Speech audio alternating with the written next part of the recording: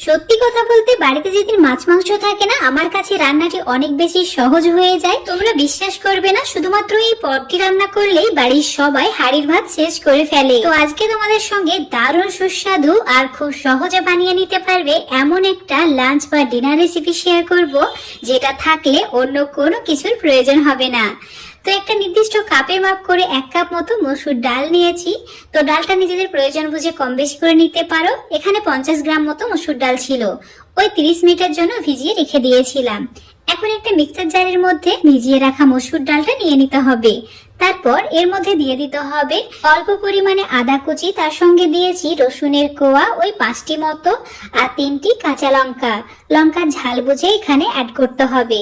অল্প পরিমাণে জল দিয়ে একদম পেস্ট করে নিতে হবে। খুব বেশি মসৃণ করে ফেললে হবে না, হালকা একটু ডাল হয়ে থাকবে, মানে 1-2টো ডাল থাকবে, সেই রকম করে পেস্টটা করতে হবে। খুব বেশি পেস্ট করে ফেললে এই রেসিপিটা খেতে সেরকম ভালো লাগবে না। এখন একটা বাটির মধ্যে এটা ঢেলে নিচ্ছি। এবার একটা বাটিতে 3টি ডিম ভেঙে নিতে হবে। তো ডিমের পরিমাণটা ডালের পরিমাণ হিসাবে বাড়িয়ে কমিয়ে নিতে পারো। মানে এখানে 50 গ্রাম ডালের জন্য আমি 3টি ডিম ব্যবহার করেছি। ডিমটা ভালো করে ফেটিয়ে নেওয়ার পর এখন ডালের মিশ্রণের মধ্যে ঢেলে দিচ্ছি। তারপর দিচ্ছি একটা ছোট সাইজের পেঁয়াজকে একদম ছোট করে কেটে নিয়ে, তার সঙ্গে 1/2 চামচ একটু কম হলুদের গুঁড়ো, 1/2 চামচ লঙ্কার গুঁড়ো, তার সঙ্গে স্বাদ মতো নুন। এবার দিয়ে দিতে হবে সামান্য পরিমাণে গরম মশলার গুঁড়ো। অবশ্যই গরম মশলার গুঁড়োটা অ্যাড করবে, তাহলে ডিমের যে আষ্টি গন্ধ সেটা চলে যাবে। খুব ভালো করে মিশিয়ে নেওয়ার পর চুলোর উপর একটা ফ্রাইং প্যান নিয়েছি, তাতে দিয়ে দিলাম 2 চামচ মতো সরষের তেল। এখন তেলটা গরম হয়ে গেলে ডিম ডালের মিশ্রণটা ঢেলে দিতে হবে, আর চুলোর ফ্লেমটা অবশ্যই এই সময় মিডিয়ামে রাখবে। ওই 3 থেকে 4 মিনিট মতো মিডিয়াম আঁচে ভালো করে একটা সাইড কুক করে নিতে হবে। একটা সাইড হয়ে গেলে হাতা খুন্তির সাহায্যে এভাবে উল্টে দিয়ে অপর সাইডটা 3-4 মিনিট মতো কুক করে নিতে হবে, তাহলে এটা রেডি হয়ে যাবে। এবার চুলো থেকে নামিয়ে, মানে চুলোটা অফ করে দিয়ে ডিম ডালের পিঠেটাকে সম্পূর্ণ ঠান্ডা করে নিচ্ছি। এদিকে চুলোর উপর একটা কড়াই দিয়ে নিয়েছি রান্না করার জন্য। তাতে দিয়ে দিলাম 4 টেবিল চামচ মতো রান্নার তেল, মানে সর্ষের তেল। তেলটা গরম হয়ে গেলে কেটে রাখা আলু দিয়ে দিতে হবে। একটা বড় সাইজের আলুকে ডুমো করে কেটে নিয়ে অ্যাড করেছি। সামান্য পরিমাণে নুন আর হলুদ দিয়ে লালচে করে ভেজে নেব।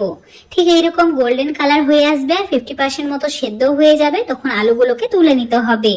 তুলে প্লেটের মধ্যে রেখে দিলাম। এখন ওই তেলের মধ্যেই দিয়ে দিচ্ছি 1/2 চামচের একটু কম গোটা জিরে, 2টি এলাচ। এলাচগুলোকে অবশ্যই ফাটিয়ে নিয়ে তারপর অ্যাড করবে। তার সঙ্গে দিয়েছি অল্প একটু দারচিনি, 2টি তেজপাতা আর 1টি শুকনো লঙ্কা।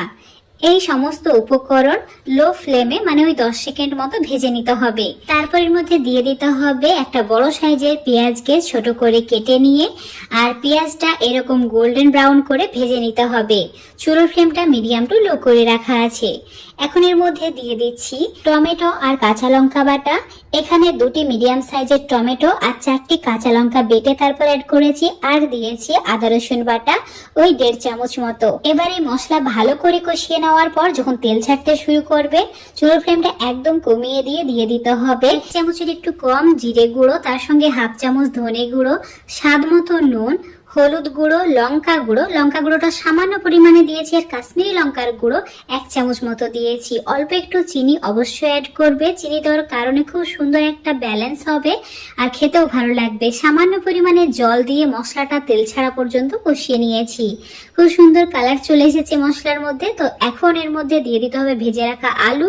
আলু দেওয়ার পর আরো 2-3 মিনিট মতো কষিয়ে নিয়েছি। কষানো হয়ে গেলে দিয়ে দিতে হবে 1.5 গ্লাস মতো জল। আর এই রান্নায় অবশ্যই গরম জলটাই অ্যাড করবে।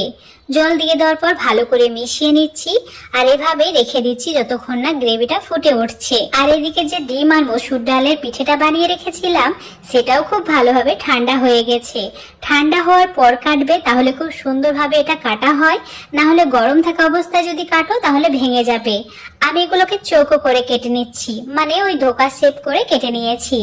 তো এই ডিম আর মসুর ডালের ধোকাগুলো একদম পারফেক্ট ভাবে রেডি হয়েছে। এগুলো এত বেশি সুস্বাদু হয় যে এমনি এমনি খেয়ে নেওয়া যায়। সন্ধ্যাবেলায় স্ন্যাক্স হিসাবে ওটা খেতে পারো। সামান্য একটু চাটনি হলেই যথেষ্ট। তো এখন দেখতেই পাচ্ছ গ্রেভিটা খুব ভালোভাবে ফুটে উঠেছে। তো গ্রেভির মধ্যে ধোকাগুলোকে অ্যাড করে দিতে হবে, তারপর একটু নাড়াচাড়া করে ঢাকা দিয়ে দিচ্ছি। লো ফ্লেমে 10 মিনিট মতো রান্না করব, তাহলে একদম রেডি হয়ে যাবে। চুলো থেকে নামানোর আগে সামান্য পরিমাণে গরম মশলার গুঁড়ো ছড়িয়ে দিলেই যথেষ্ট, আর কোনো কিছুই লাগবে না।